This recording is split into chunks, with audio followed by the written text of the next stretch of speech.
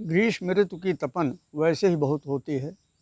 उसमें भी जब मृगशिरा नक्षत्र आता है उस समय तक सूर्य की किरणें और भी प्रचंड और असह्य हो जाती हैं, और फिर उसी समय जब पछुआ तेज और गर्म हवाएं लू बनकर आती हैं तो मौसम और भी त्रासद हो जाता है।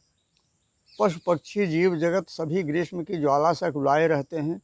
इसी समय आकुल मानव मन आर्द्रा नक्षत्र की प्रतीक्षा करने लगता है कि कब आषाढ़ की प्रथम वर्षा का आगमन हो।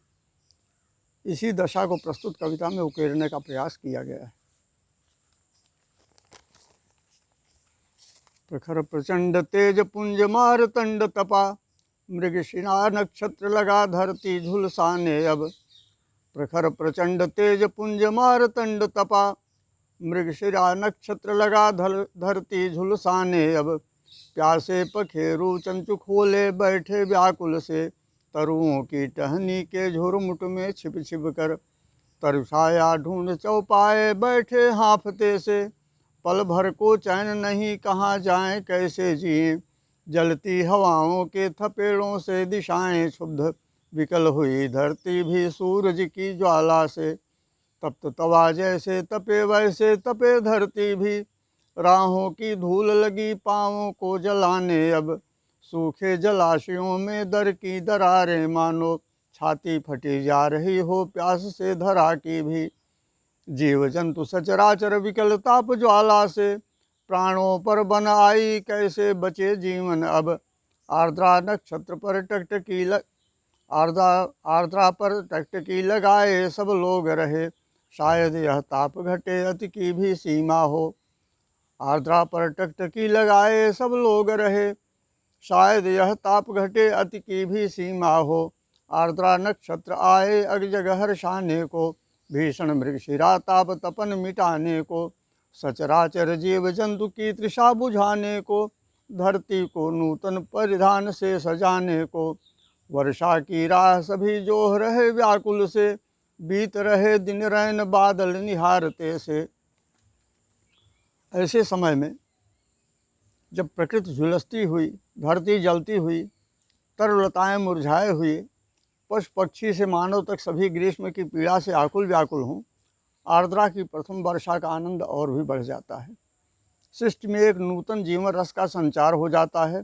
धरती, प्रकृति और जीव जंतु सभी एक नवीन पुलक से भर जाते हैं। इसी का शब्द चित्र वर्णित है।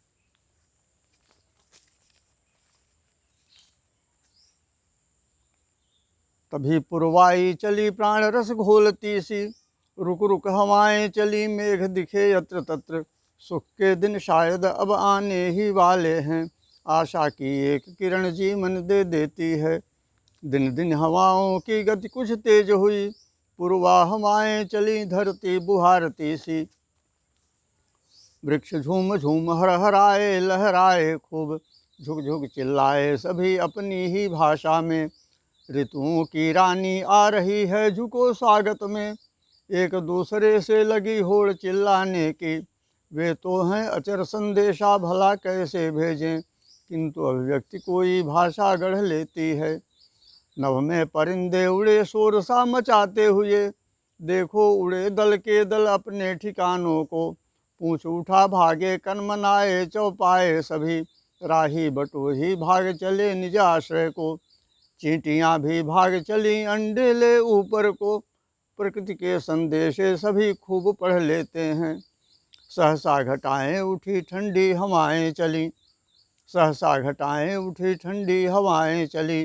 ढका आकाश सारा जैसे कोई जादू हो, गड़गड़ नगाड़े बजे पूरे नभमंडल में। वर्षा की बूंदों की अमृतमय धार गिरी, वर्षा की रिमझिम का रसमय संगीत उठा। अंबर से धरती पर मधु की रसधार झरी, वर्षा की बूंदों का मनहर यह नृत्य निरख। ग्रीष्म के ताप से झुलसती सी धरती का, वर्षा की बूंदों का मनहर यह नृत्य निरख। ग्रीष्म के ताप से झुलसती सी धरती का, पुलकित तन पुलकित मन खिले आज रोम रोम। प्रकट करे मन के यह भाव आज कैसे धरा। स्वागत में वर्षा के धरती है मोद मग्न, सोंधी सी गंध उड़ी माटी की धरती से।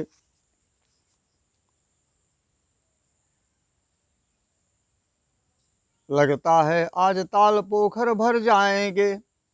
वर्षा की झड़ी लगी पूरे दिन रैन आज, लगता है आज ताल पोखर भर जाएंगे।